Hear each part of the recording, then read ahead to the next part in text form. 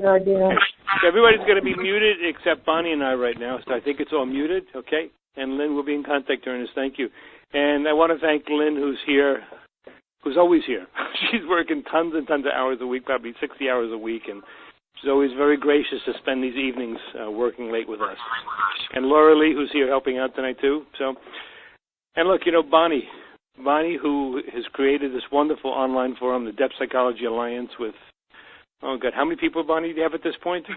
We are just about 1,800. We'll probably hit it today or tomorrow, I'd say. Well, congratulations. Yeah, and it's Bonnie's a wonderful group of people. It's a wonderful group of people also from all over the world, and really doing so much to promote the, I don't even want to say Jung psychology, but a psychology dealing with the deep unconscious and the archetypal world.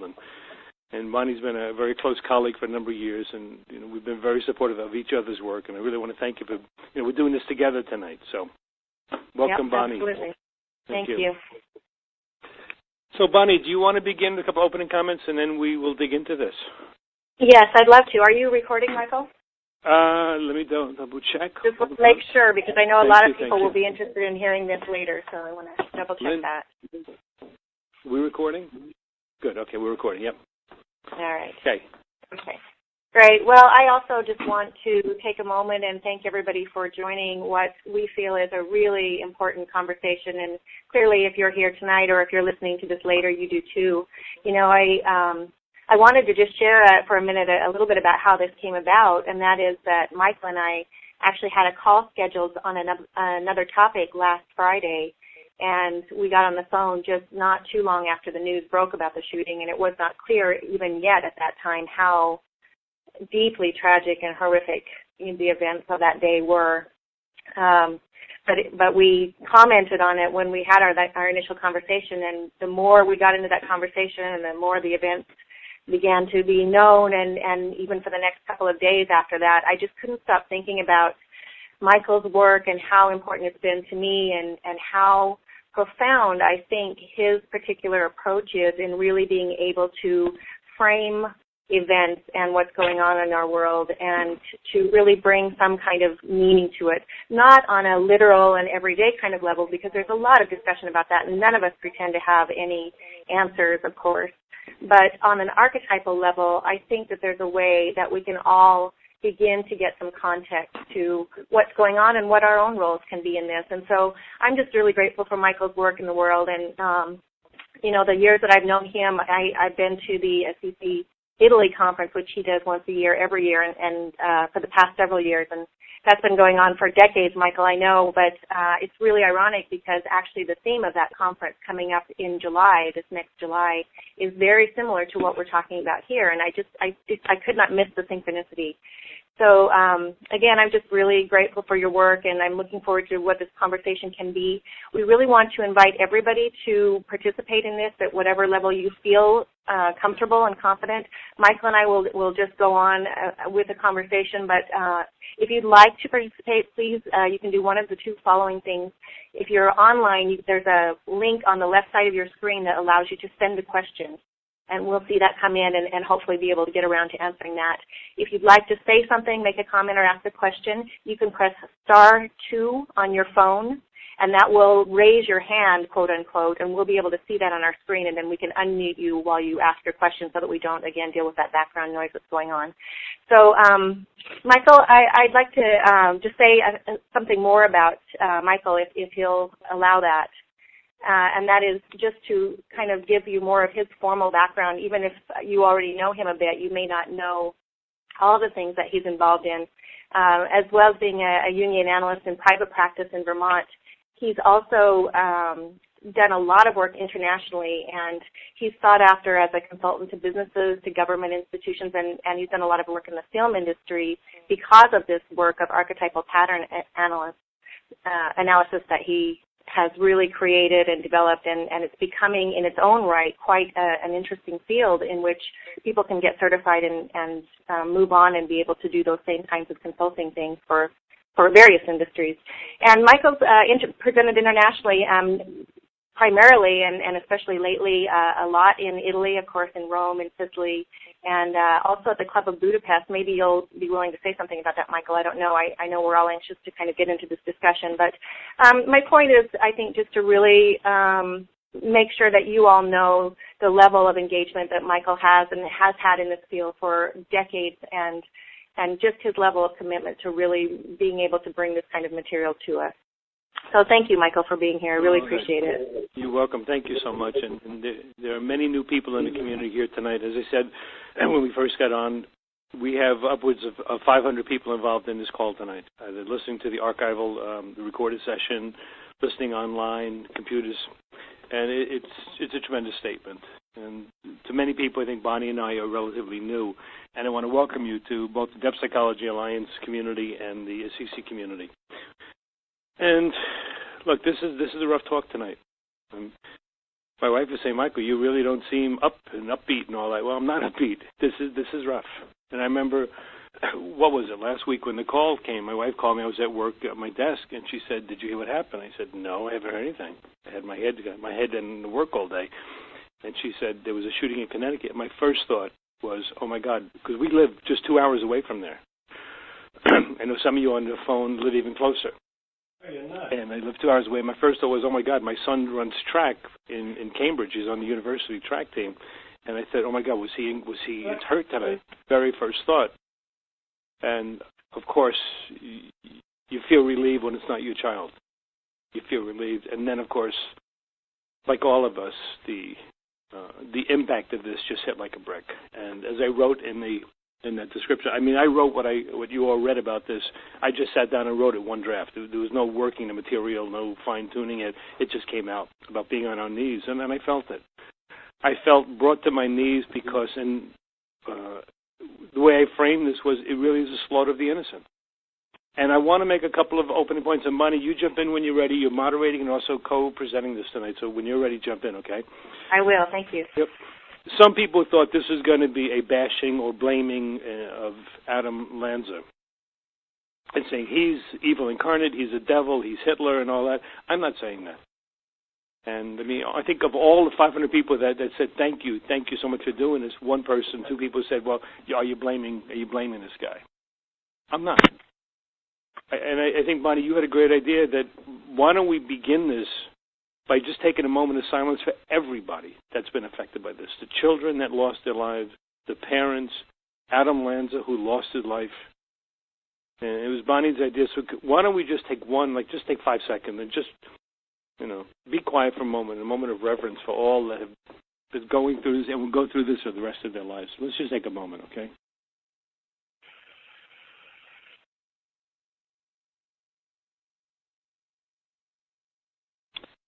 Well, thank you, Michael. No, thank you for suggesting it. Adam Lanza is an all too easy scapegoat for us right now. Since the beginning of time, we've sought scapegoats. We've sought the help of sin eaters. We've sought the help of offenders and the criminals. We've all wanted a Barabbas to carry our sins. We wanted someone to carry those darker parts of human nature that we don't want to look at in our own psyches. And Adam Lanza is a perfect carrier for this. A disturbed young boy who did the unimaginable. Goes in and shoots the life and takes the life of innocent kids and teachers that were protecting him.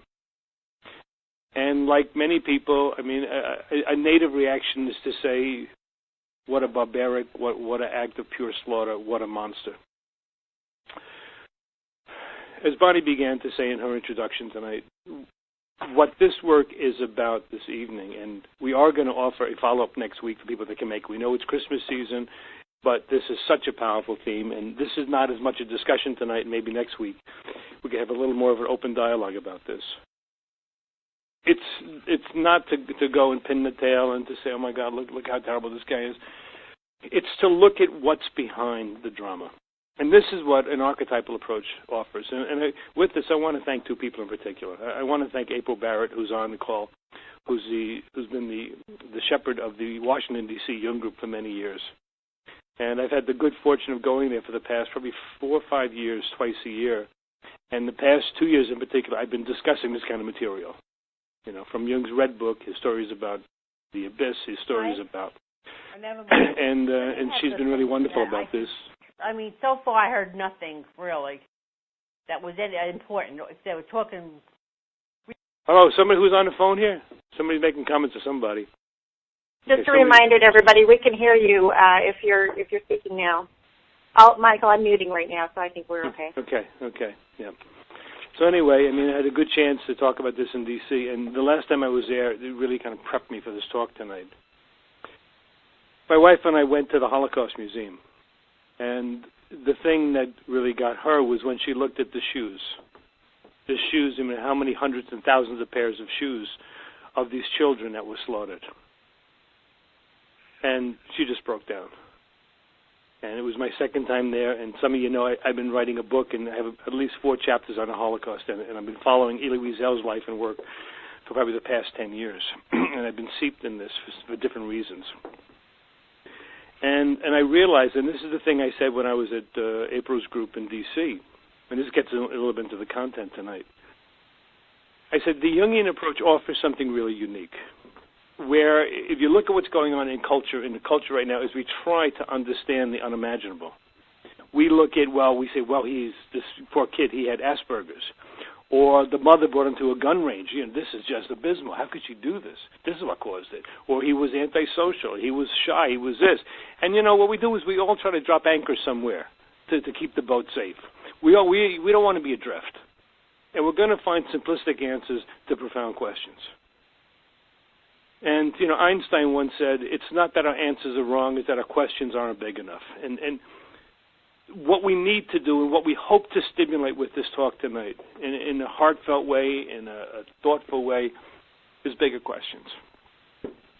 And what the Jungian approach offers is an attempt to understand something about the ontological. When Jung talks about the archetypes, he's talking about the shapers of human emotions and human behaviors. He's talking about that which is able to structure phenomena. Now, when we look at an event like this, again, we can get caught up in the temporal. It's inevitable. All of the things that we try to understand and we try to blame, we try to make right, and, all of the palliatives we may do. There's a different question to ask, in my opinion, or another question to ask. The question is, the observation in the question. The observation is, since the beginning of time, slaughters have existed. Now, whether as a neuroscientist, we have a number of neuroscientists on the call tonight, which I'm really excited to see. We now are finding that the psychopaths have a very different brain, and they lack the ability for empathy. They're saying it's found in their brains. No empathy, and they can't relate to people. Emotions are deadened. They could shoot and not feel anything. They could kill a dog and not feel anything. Okay, so I'm sure there's something neurological. There are many, many things that could seemingly, temporal things that could cause it. But our issue here is when we look at from the beginning of time, from the Emperor Caligula to before, to Hannibal, to on and on and on in history, the religious crusade, to the Taliban, to what America does, to slavery, to genocide. And guess what? You know what? Yeah, the Holocaust happened years ago, but genocide hasn't stopped. Just read the reports today in the paper. This woman in Africa, gang rape, have her hands cut off while she's holding a baby. You got to ask another question, and this is the piece that makes me crazy on some level. What in God's name could it be that can motivate such behavior? What field? Now, this is a big part of my work, okay? What field can one dip into, does one dip into, where these activities are part and parcel of that world? Because I don't think, and this is my finding, okay? I don't think any act of atrocity can be done by a conscious individual. Adam Lanza was gone when he did this. Whether you want to call it temporary insanity, whether you want to say the neurobiology, I don't care right now how you say it. What I will say is he was possessed. He was in an archetypal vortex. When you are in an archetypal state, human discernment is gone. And unless we could begin to do something to understand the nature of what these states are that seem to be triggered by different things, whether triggered by neurobiology, whether triggered by parental issues, whatever. We know that that's a state that exists. When you see something happens with a high degree of regularity, you're talking about a natural pattern. Natural patterns are speaking about archetypal blueprints, okay? And I remember I gave a lecture a number of years ago in New York. I gave a keynote lecture at the Psychoanalytic Convention. And I was talking about the Holocaust, and I made a comment. And I said, we will never understand the forces that created the Holocaust. And people came up to me after the lecture, they, signing books and all this. And this one older man, probably in his 80s, came up to me and said, Dr. Conforti, I want to tell you how much I appreciated your lecture. I said, well, thank you very much. He said, however, can I give you one piece of criticism? I said, of course. He said, when you made that comment that we will never understand what created the Holocaust and what forces drove that, he said, I think you're making a terrible mistake. Because when we stop trying to understand, we open the door for its repetition. And I said, my God, it never dawned on me. It never, ever dawned on me. And I said, thank you. And as this little old man walked away, I saw suddenly on his arm the tattoos and the numbers. And I felt that was one of the turning points in my life. And I realized this is one of the gifts Jung is offering us. To understand that there are these forces in the individual and collective psyche which drive us to do things that we don't know what we're doing. Now, the other thing that makes me wild with this is listening to all these psychologists and that are doing their best to help people. When all these parents, like many of us, whether we're parents or grandparents, and the kids are saying, well, what do I do, Mommy? Do I go back to school? Daddy, do I go back to school? And these people are asking the psychologists, what do we tell them? Almost all the therapists are saying the same thing. Tell them your kids it's safe. It's safe to go back to school. You're safe here. You're going to be fine. And as I wrote in the write-up for this, I said, can we really tell our kids, have your milk and cookies at lunchtime and take a nice nap and know you're going to be safe? An understanding of depth psychology, to the best of our ability, requires something very different from us. And if you go online, look at YouTube, look at some of Jung's lectures. There's one about evil where he's almost pounding his fist and saying, people don't want to realize that this is something that's in our psyches. And our attempts to obliterate the reality of the dark world is not going to work because unconscious truth will not be mitigated by denial. Unconscious truth will never be reduced in the face of conscious denial. And so, I think, as I was preparing for this talk tonight, I thought, look, I've been a clinician for 30-something years. What would I do if I had to meet with one of these parents? You talk about being brought to your knees. What do you say to somebody? There's nothing to say. There's nothing to say to make it better.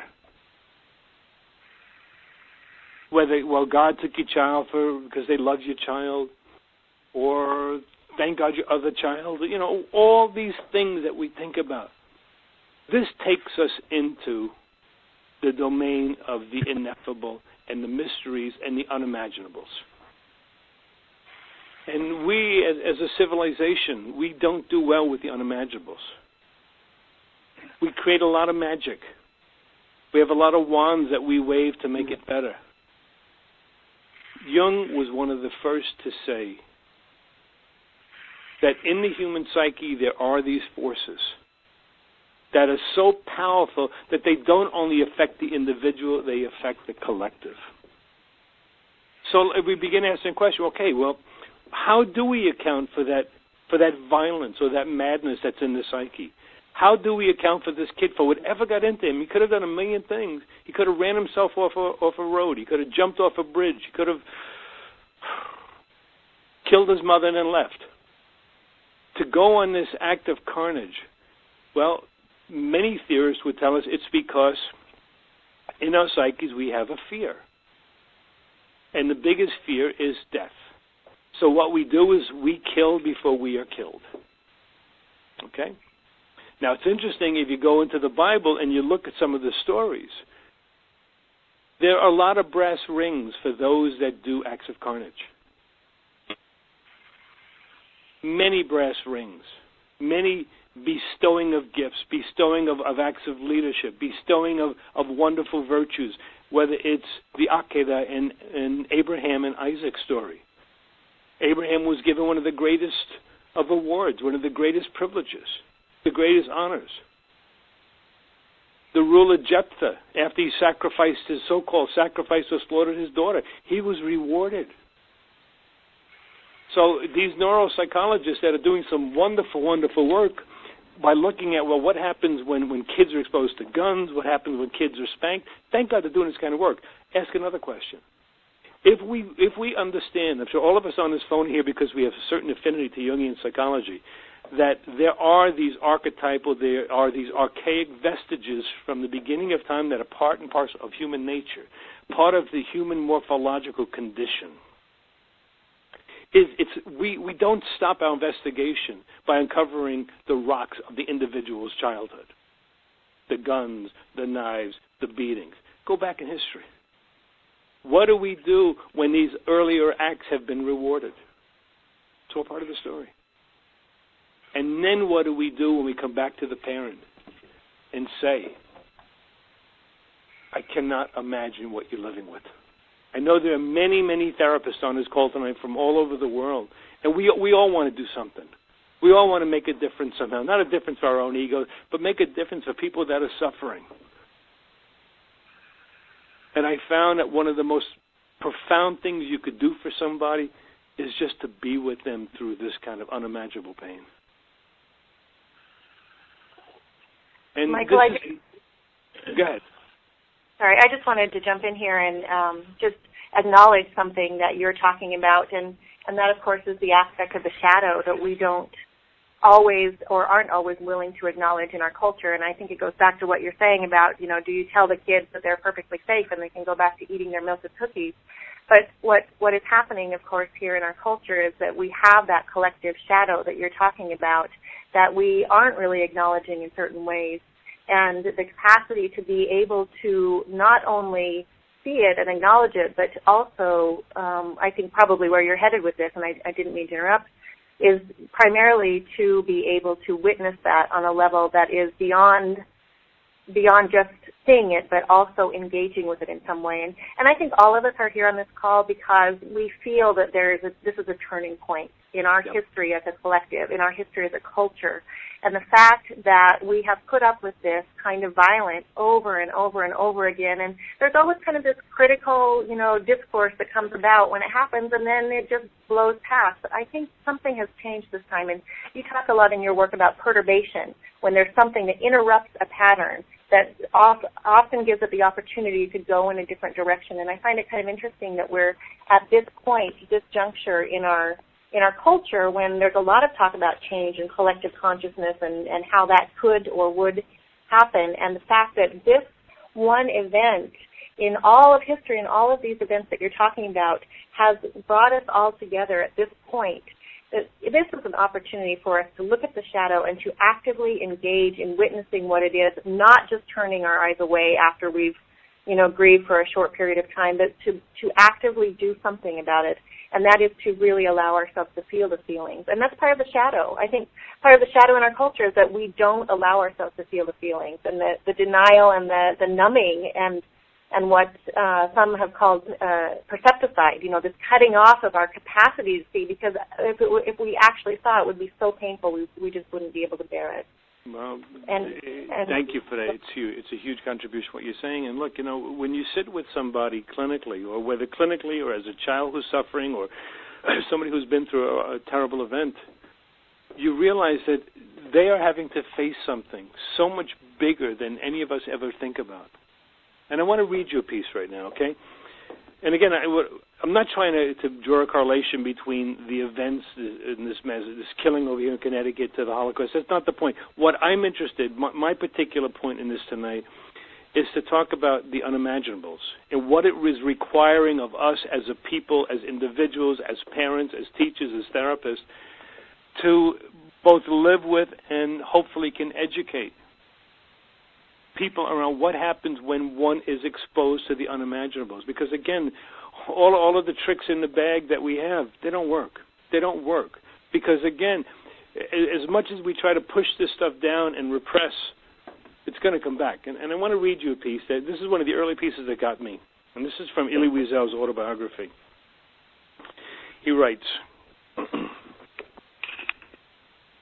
will I ever, as a novelist, as a teacher, as a person, as a father who loves both to tell stories and to listen to them, will I ever acquire the necessary imagination to describe what goes on in the heart of a father who, moved by a sudden impulse of insane hope, hands his infant child to an unknown passerby, praying that this final fatherly gesture might save the infant's life? Or will I be able to describe a mother who, on the threshold of muted madness, throws her baby outside the cattle car, hoping that a merciful peasant will catch it and keep it? Will I ever be able to read in her pain the meaning of her gesture? I think of the hidden children who survived, and I wonder how they felt at the moment their father or their mother left them. What took place in their still fragile but already wounded subconscious? A rejection? A betrayal, perhaps? How long did it take before they grasped the full meaning of what their parents had to do on their behalf? How long had it taken to overcome the anger of some might have felt towards their parents as they held them responsible for their separation?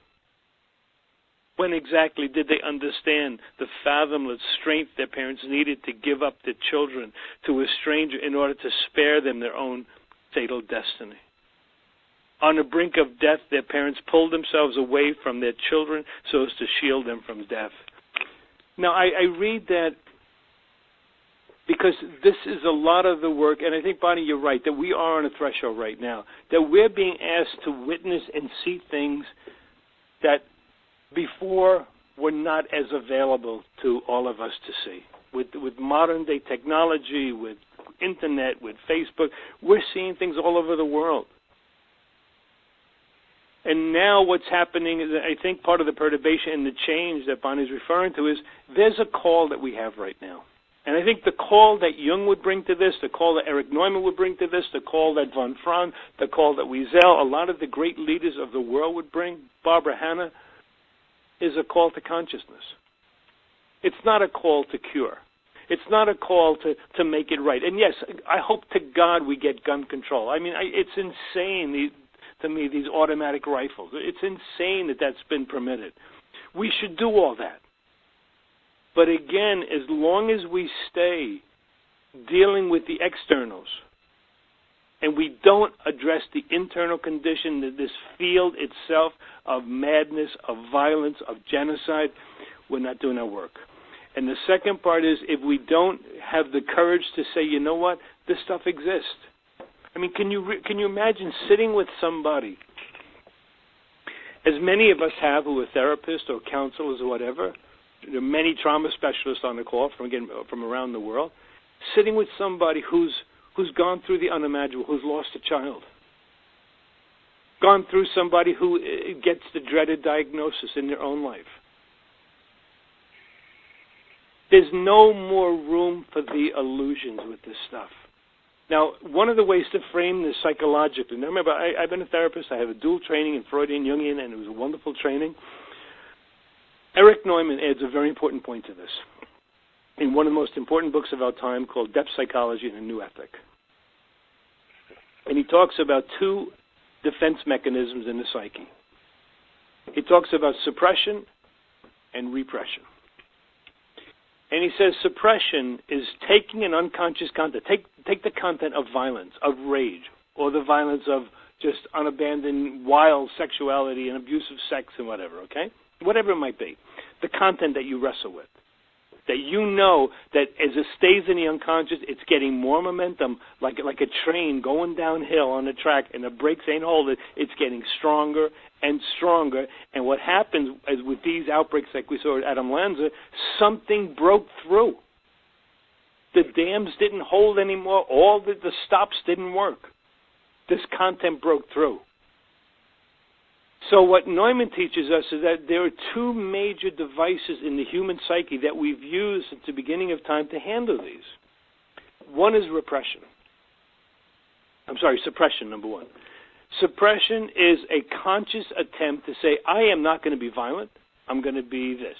I'm not going to be aggressive, I'm going to be that. And what's so interesting in the way he writes about this, he said, when we consciously suppress a content, we stay in direct relationship to that content. I'm making a novena every day, I'm not going to be violent. I'm going to live a life of the holy ones where violence is not part of my life. And every day I pray against it.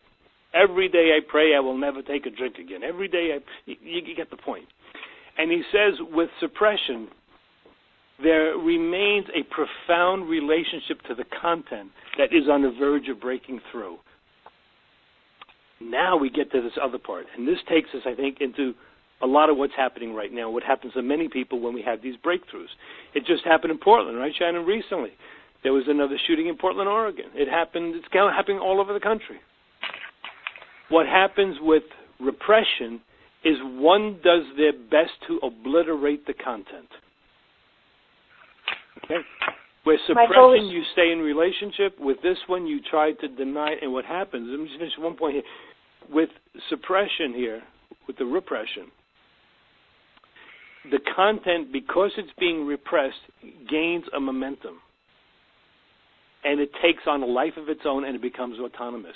And the content, and this is the key here, the content is split off from the conscious mind. And it takes on a life of its own and it becomes an archetypal possession. I'm sorry, Bonnie, you want to jump in? Yeah, actually, I just wanted to mention, I see that we have somebody with a hand up here, but I'll just make this point before I call on that person. And that is, James Hillman, who many of you know as a Jungian and an archetypal psychologist. He makes a comment about how it seems to him that the things seem to speed up and are amplified in direct proportion to the rate at which we ignore them, essentially, to the rate at which we are not looking at them and not giving them the attention that they deserve. And I think that to me would be one reason we're starting to see even more and more of these kinds of violent events, because we are not looking at them in the way that we need to be. It's that suppression, exactly as you're saying. Let me go to the person who has their hand up. I can't see the name, but it's somebody from Washington, D.C. Okay. You can speak now.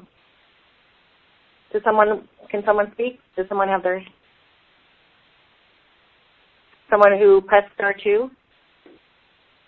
Okay, I don't hear her now. I'm sorry. I guess just hit it again, and I'll try and get you back.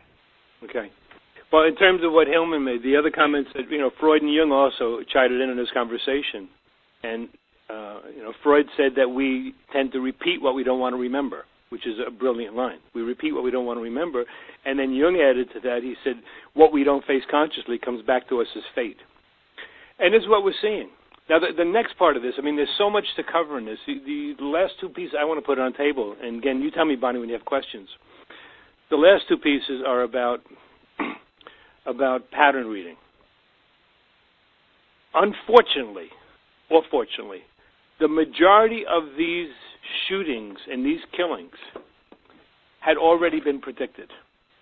Now, this is not Monday morning quarterbacking. This is not about profiling, okay? What it's about is you find that there is a high degree of patternicity in the life of these individuals where there's a record. The guy that shot Gifford in Tucson, Arizona a couple of years ago, there was a file on him a mile long. The Army psychiatrist that went on a rampage a couple of years ago, there was a file on him a mile long. The one that did the killings in Virginia Tech, there was a commitment on him, but the papers didn't hold. Somebody didn't sign the final papers. Now, the point of this is, and this is really important for us as therapists, because we still want to live with the fact that everything is going to change, everything's going to turn out for the best. Well, it doesn't always. Somebody needs to have the courage to say, look, if this happened once or twice, if it happened twice or three times, you're dealing with something that's pretty entrenched in the psyche here. This gets us into a very, very rough conversation to say, you know what, this person may be possessed by this issue. And it's got to be extensive, intensive treatment that's going to come at that point. The next piece, just to drop it into the soup for this conversation, and then I'll back off and open up for discussion, is when you're dealing with cases of psychopathy, with mass murders and all, what we have, and almost every writer will tell you this, is there's an absence of conscience and an absence of morality. And a related note is that Jung made a comment. I mean, I don't go back to Jung to deify, but he was so ahead of his time in understanding the human psyche, the collective psyche. He said, at root, every psychological issue is a moral issue. If we do not see or cannot have a sense of the moral in our clients that we see, for those of us that are therapists, it's going to be very difficult to do treatment. And many times it's the beginning of a moral awareness. Now again, with this man, Adam Lanza, he was so far into the vortex, you don't get to morality. But where morality comes in is if somebody can begin to read the signs. This is not blaming the mother. This is not blaming anybody for that. It's looking at if there's a pattern, if there's a lack of morality, a lack of ethical response, guess what? There's somebody's got to be able to make a call on that one. And the last piece is when they begin talking about the neuropsychology and all, it's a very dangerous conversation. It's meaningful and dangerous because if you say that, look, you're going to find, say you do neonatal testing, and you find that this baby or whatever phase of life it develops, 5, 6, 7 years old, that this baby is lacking the moral piece, lacking the ethical piece, lacking the related piece, or whatever, you do something. That could easily take us down the road back to where Hitler was with eugenics, which is a very dangerous thing. The other side is, hopefully, if that's the case, we could develop some kind of treatments for these people. And the question is, can you then import a piece of morality into somebody? And our question would be, what can you do for an Adam Lanza to help them? Because he was a victim too. I mean, I say that from the bottom of my heart. Much as I'm crazed by this, he's also a victim. The very last thing I want to say, redemption. Redemption archetypally is a breaking of a spell, a breaking of a pattern.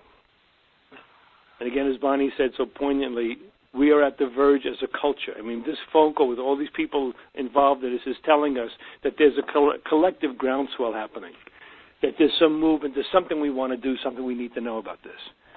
So where does hope and resilience and change come? And I've come to a partial conclusion, okay?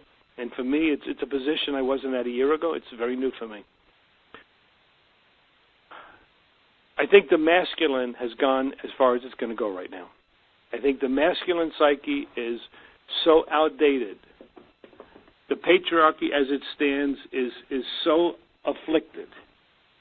Its needs for radical change.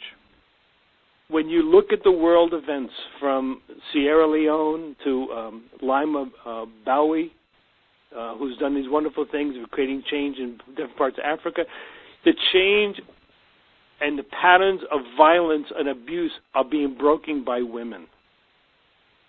The women that are working in breaking, trying to open up the slave trade, the sexual slave trade around the world, these are women doing it mostly. And there's something here about needing to really shift our orientation. I mean, whether we look at the world and politics today, whether we look at the judicial system, that we still try to treat these things the way we treated them 30, 40 years ago. We have more penal codes, we have more penalties, we have more, put them to jail. It ain't going to work. It's not going to work. You get them off the street. But in order for the change to come, I have to say I have begun to resonate with the voice of the women here, and I'm not doing this to sound pretty or whatever. I have found it to be clinically and archetypally accurate, that I think this is where the real shift is coming from right now. Well, Michael, it's hard to miss also the fact that, we talk about masculine and feminine, and it's easy to sort of look at that as being men or women, but of course there's also a way of being and a way of thinking, in the way that psyche is feminine, and there's a way of being in the world that's a feminine way of being. And, of course, what is a more feminine sort of concept than little children who are innocent and who have been directly attacked now? is kind of a warning sign that something is shifting for us, and we need to really start looking at this. And the other thing I will add to that is, of course, the fact that the first person that Adam Lanza killed was his own mother. So this whole image of matricide is quite telling, I think, in this case as well. Yeah. Yep. Let me go now and see if I can catch this person who has their hand up again. Go ahead and talk. Hello? Hello, can you hear me? Yes, we can. Go ahead. Who's this? This is Ermina Scacella from Washington, D.C. Hi there. Hello, Ermina. Welcome. Michael, just one thing that for me is of profound importance. Besides the analysis of violence, the culture, etc., we needed to ask ourselves where the violence, that kind of violence, is starting, the origin. Otherwise, we can never address. We can never fix it unless we know what is the origin of that kind of violence. There's a violence, there's aggression. This is completely different from the average. This violence, this aggression is not anger. It's a fury without control. Where does the origin? Well, that's one of the, you're right. I think that's why I said before, I think the Jungian position offers something different. In that, again, we could look at his personal life, we look at the mothering, we look at what happened to the mother with the guns and all of that. And I tell you, I don't think that we can find any causal reductive explanation to answer this. Because look, can we say? Look, I think there are obviously parental issues and all that, but I don't think there's enough of a correlation to say. My position, right? I don't think we studied enough. Yeah. There is not enough bulk of study research about the origin. We all can become with fury, but there are very few real people. The fury becomes so uncontrollable, like Newtown, like this guy. Look, I go back to the origin of the life. I think if we women don't understand the importance of maternity in the first year of life, we lose ourselves. Look, it's going to take us to very big questions. What is it that could ever drive somebody to do the acts of massacre and violence that go on in the world? And I think, we need two eyes, two lenses. We need the lens of the personal and the temporal. Let's look at the life of the child, let's look at the mother-infant relationship. All that is essential. Then I think the other places, and that's what I was saying before with the story about the Holocaust and the story about the Washington Holocaust Museum, it begs the question of how does one enter that field that is pre-existent? And yes, there are temporal prompts, there's no question. There are things in childhood, things in one's life, things in one's experience that seem to provide access to this archetypal field of utter madness and violence. But I think we need to do two things. And remember, I was in Montreal lecturing a number of years ago, and somebody asked me a profound question. And they said, you seem to be talking a lot about the individual fields, like the field of mother-infant and whatever. I said, have you ever asked a question? And it was a psychiatrist from Argentina. He said, have you ever asked a question about, can we do anything to intervene with the field itself? And I said, my God, it never dawned on me. I'm going back about 4 or 5 years now. It never dawned on me. That's what I'm looking at right now, Ermina.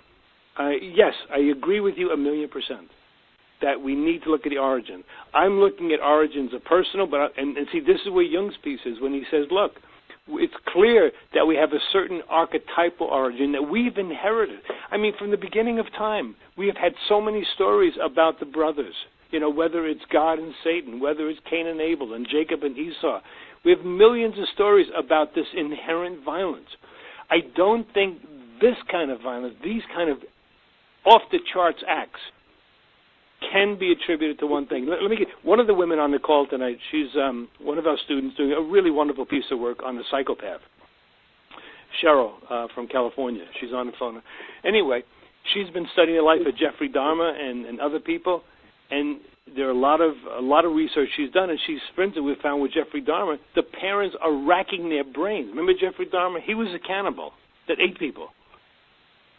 They say there's nothing we could find in his life, and they blame themselves. What did we do? What did we do wrong? We must have been terrible mothers and fathers, and we hurt our kids. And they say there was nothing out of the ordinary of what they did.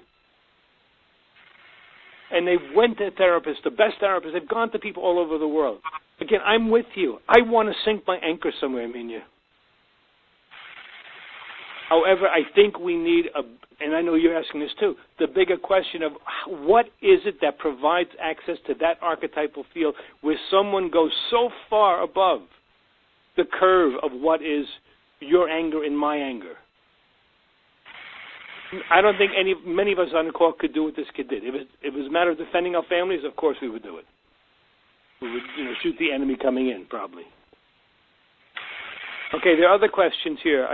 Bonnie, you have hands up? Because I have some questions. Actually, we have several that have come in that people have written in, and, obviously we'll never be able to get to all of them tonight, but I really encourage people to go ahead and send them in because, as Michael said, we would like to continue this conversation into next week, and this will give all of us an opportunity to ponder these kinds of things, maybe to do some writing about them during the week, and really to further the discussion. So please do continue to send them in. A couple that have really struck me, actually, a lot of you obviously have similar themes. Rhonda, you're writing about this, and Thomas is writing about this. And that's the idea of looking at our culture and turning our eyes to, what is it that's going on in our culture that is perhaps buoying up this capacity. I mean, yes, these certain individuals, some of them just have the capacity to snap and they go beyond a point where most of us would never be able to go. But what is it in our culture that's actually enabling us to really support and continue this kind of culture in which these sorts of things can happen? And I just want to bring one more thing to the table, and we won't have a lot of time to go into it, but there's a really excellent article that was written by Glenn Slater. Some of you are familiar with him. He's a Jungian analyst who also happens to teach at Pacifica Graduate Institute. And he wrote for the spring, I've got it here, spring volume 81, called The Psychology of Violence. His particular piece was called The Mythology of Bullets. And he really goes into this question about how our society has really captured the American dream as the idea that we have to succeed at all costs. And if we don't seem to be succeeding, then we begin to be failing. And these are my words, not his. I really encourage you, if you're interested, to read it. But the idea that there's really no room for failure in our culture, and that we have really set up our children and ourselves even that we have to succeed at all costs. And if we don't succeed, we begin to become marginalized and we begin to become disenfranchised. And he looks at bullets as projectiles and projectiles as projections, and the capacity for us to objectify and really look at anything that gets in our way as an object. And a gun is the first thing that's embedded in our culture that allows us to take full power, become almost godlike in our way to just eliminate any object or obstacle that stands between us and what we want. And almost the idea that it's better to go out in a hail of bullets than it is to just live and be marginalized and be considered a failure. So, Michael, I don't know what your thoughts are on that, but I found a lot of his imagery was very compelling and very interesting. So, encourage people to read that. It's a great piece, and it relates to one of the questions I have here in front of me from Father Bruce in Connecticut. And he says, our nation has been involved in 2 wars. How does this impact our psyche as a backdrop to the shootings in Aurora, Sandy Hook, and Seattle? It's a great question. And, I was reading, in preparing for this, a wonderful book called Evil, written by the Jung Curatorium in Switzerland, an article by Liliana Frey. And she, again, was talking about the contents in the unconscious that as they build and they build and they build, and they use the image of spilling over the banks. Well, as Father Bruce says in this comment about the 2 wars, there is a proliferation of violence and terror in our country. There's no question. There's been just so much abuse and so much deceit and lies, and I think people are terrified. On some level, people are terrified. And Robert Langs, who many of you know, he did a wonderful book, many books, but one brilliant book called Beyond Yahweh. a fantastic book where he talks about the predator-prey relationship. And he says from the beginning of time, when one is fearing that they will be the prey, they become the predator. So what you could say is there is this tremendous violence and terror in the human psyche right now, and unless it's dealt with, I think we're going to have more of these outbursts, because in some ways, and this takes us back into, I think, direct into Jung's work, that these outcroppings that we see may be the collective unconscious shooting through us right now by taking these individuals as emblematic of what it is we don't want to deal with. Mm-hmm. Yeah. I think that's a huge part of this. So if you want to kind of push come to shove, say, what is it? What is this shadow piece? What is this piece of evil that's coming through? It may be because there is so much violence. You just watched the presidential debate that we had a while ago with, what's his name, Romney and, what's his name, Obama. I mean, the rage between these two guys, that was covered up. I just want to see them take their shirts off and go beat the hell out of each other. I just want to see them just do it instead of the cover-ups. This is in the psyche, and again, where Jung's piece comes in again is when we become ethologists. Ethologists are looking at natural tendencies, right? Natural tendencies. There are these characteristics in us. The more they are cut off, like that comment that I quoted before from Eric Neumann. When we get into repression, the content is just obliterated from us. We don't see it. We don't touch it, and guess what? It gets stronger and stronger, and it becomes autonomous, split off from us, has a life of its own, and guess what? This is part of what I think we're seeing. So I think that the thing that Slater is saying and the comment Father Bruce is asking is right on the mark with this. Right on the mark. Yeah, I agree completely. And, you know, again, this capacity for us to embrace the shadow, this begins to draw all of us in because, of course, the shadow exists for every single one of us. And, you know, one of these questions, and I forget who it was, I'm sorry, I can look back, but was asking about, you know, whether there's evil embedded in our so-called innocence as a collective culture. And, I mean, we're innocent to the extent that a lot of us are unconscious, that we are living out these myths and these in the force of this field that's surrounding us, Michael, as you talk about, that is enabling us to continue living in a certain way, and we take certain things for granted, and we don't think that things can be any different, and we buy into the American dream, and we buy into the idea that, you know, we shouldn't be looking at things that are bad, or we don't want to be bad ourselves, or that we aren't bad ourselves, and of course, you know, in order to be whole, and that's Jung's very core fundamental teaching, in order to be whole, we have to not only acknowledge and see the shadow that's in every single one of us, but also to embrace it. And so I think it's really important that we ask ourselves, you know, in what ways are we buying into this and proliferating the idea that, you know, it's okay for some people to be marginalized and that we're not addressing that on some level. You know, in what ways am I have to ask myself, allowing others in my life to be marginalized? And it's an important question to be able to start taking some responsibility for ourselves if we ever want to see a shift. I agree. It's a huge question. And you know what I recommend? That it's time to roll up our sleeves and look at those people in the world that have come through unimaginable violence and trauma and loss. Sit with them and talk to them. Ask them what has happened in their life. How have they dealt with this? And look at their psyches. How have they handled it? And then ask the other big question, which is where you're going, Bonnie, which is looking at the collective right now and say, what is it that these outcroppings are expressing? Because, look, you know, the more you push something down, I mean, think about some kind of pressure system where you're pushing it down and down and down, and the pressure's building and building and building. You know it's going to blow somewhere. These outcroppings are the blowing. So, yeah, we have to ask ourselves, where is this in us? Where is my terror? Where is my rage? I mean, how many people are terrified in the world that they can't pay their bills? This is Christmas coming. Now, isn't it interesting? Christmas is coming. This guy kills the kids. And what did King Herod do in the story? He slaughtered all the Hebrew children, the boys. Come on, you know. This has been with us. The theme of slaughter has been with us until we say, and I'm going to go back to Jung here, okay? Again, not to idealize, but I think he's right. Until we can say yes. Part of the human condition is diabolical. Part of the human condition is spiritual and benevolent. We have done some of the greatest acts of culture and music and art, and we've gone to the moon. We've created wonderful things. We have wonderful babies and homes and all the beautiful things that go in the world, okay?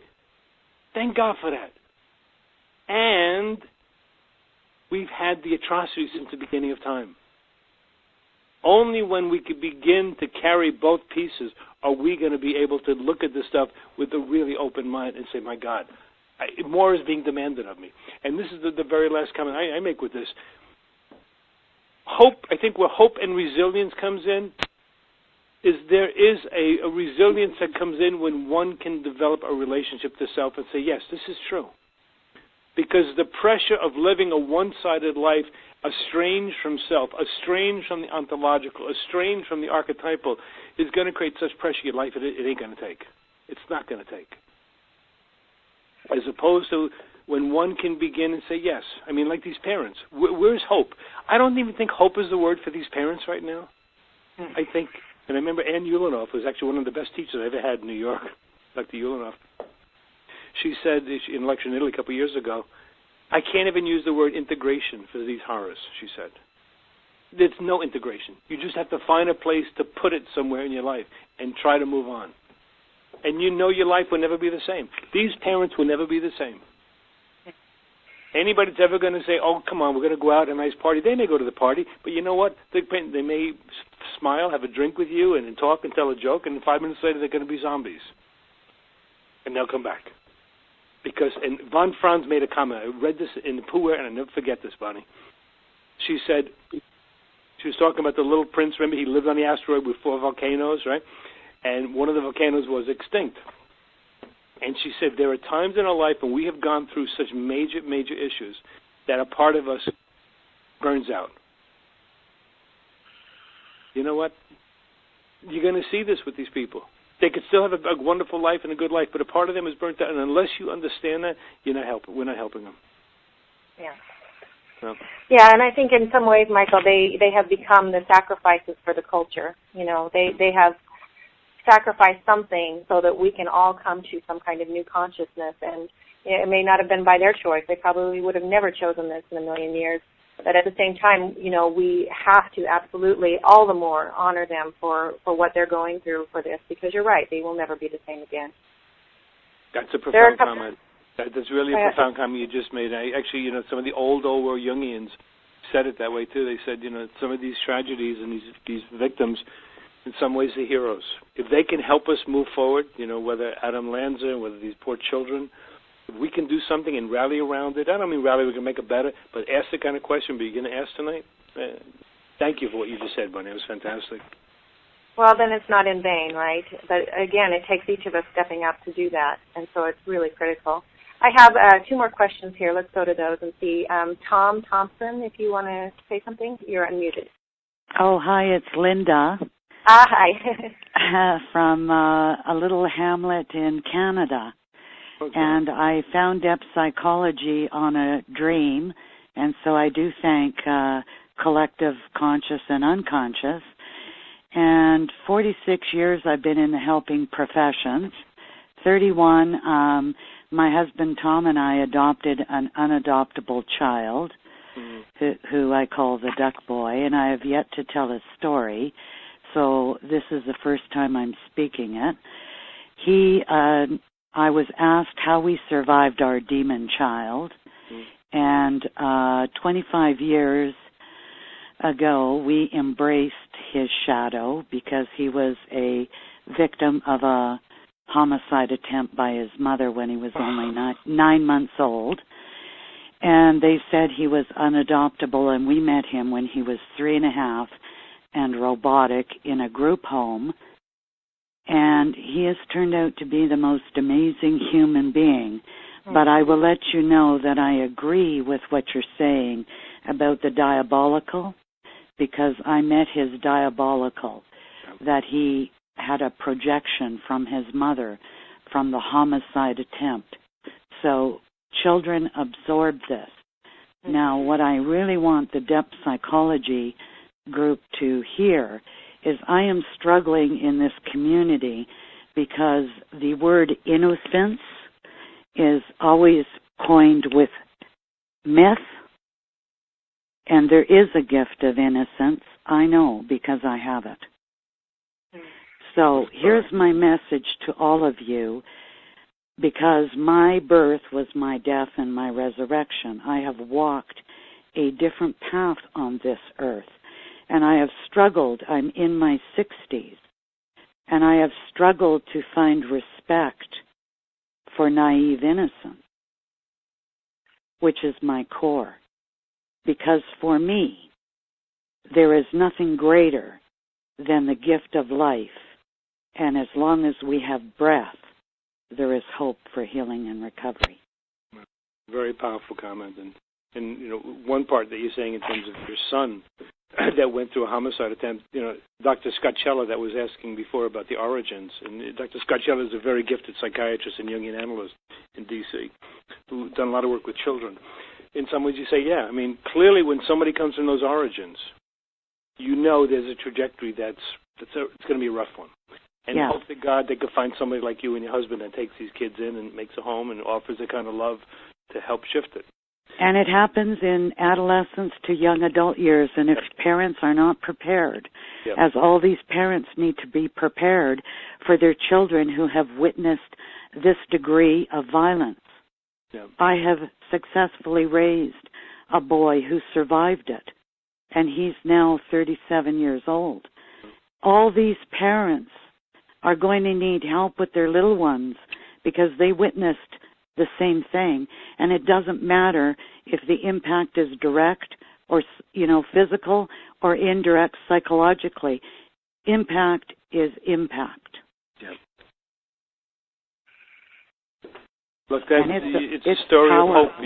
You're giving us a story of hope and resilience, and that's all we can hope for right now. We do our best to work. And, you know, look, Jung, throughout his work, he talked about the presence of spirits, the diabolical and the benevolent, the angels and the demons, and to come to know them and work. To work with these, do something. Now, the thing about innocence, that's a tough one.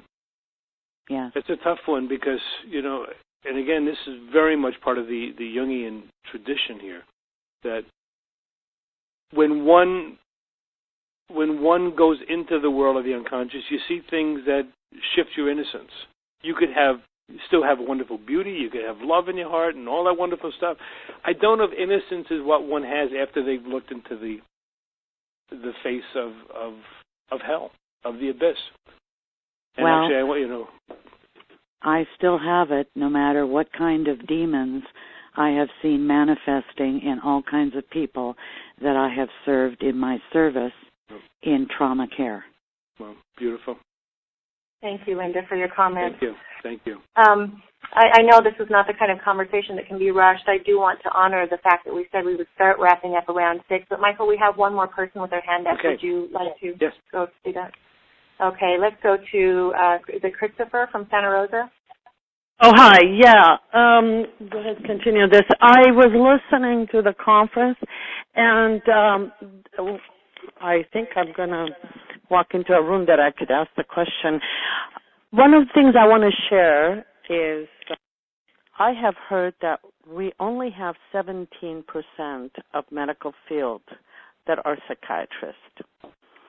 The percentage is so low that if we had enough doctors well-trained to work closely with families, that there is a hope that we could possibly minimize this level of unconsciousness that's going around in regards to mental disease, mental illness, the brain chemistry, as well as trying to educate parents in regards to developmental stages of children, and if there are illnesses, that the doctors could work closely.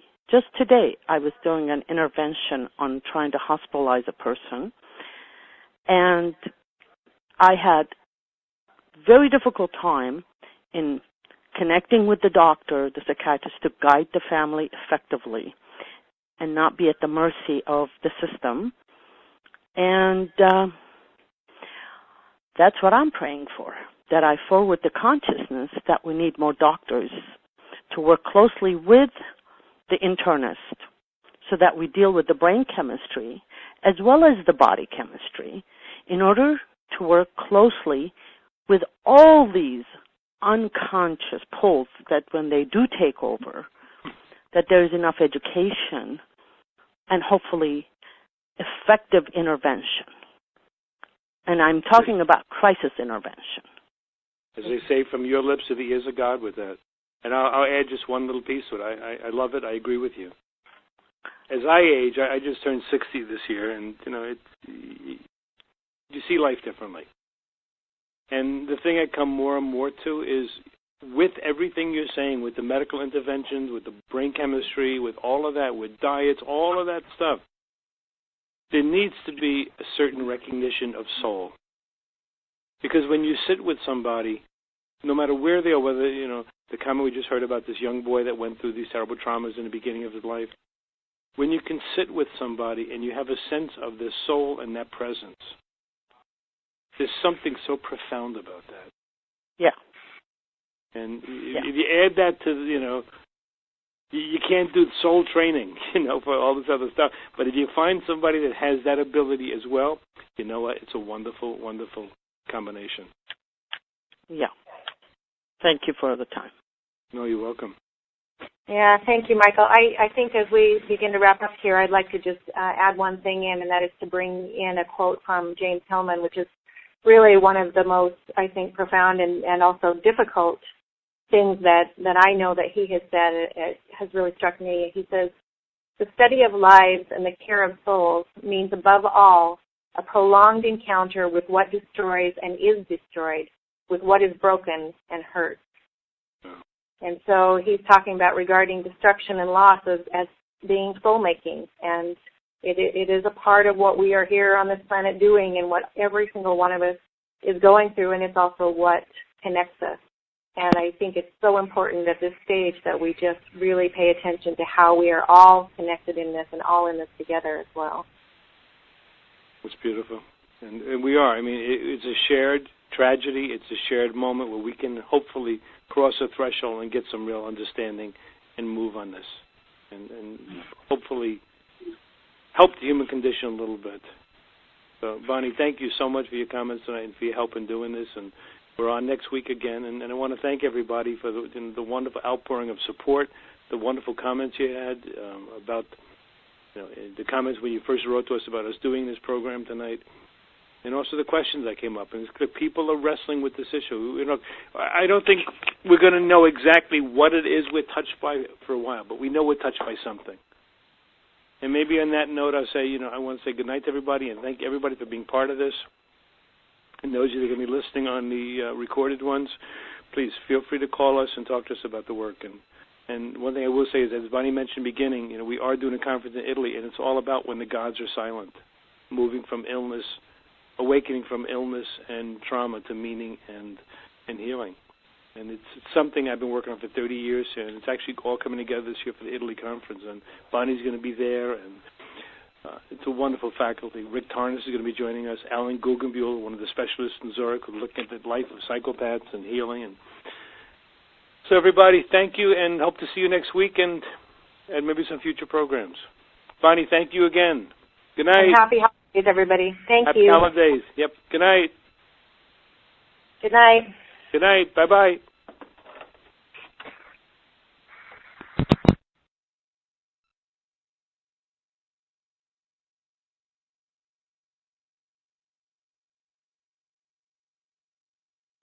The moderator has left the conference.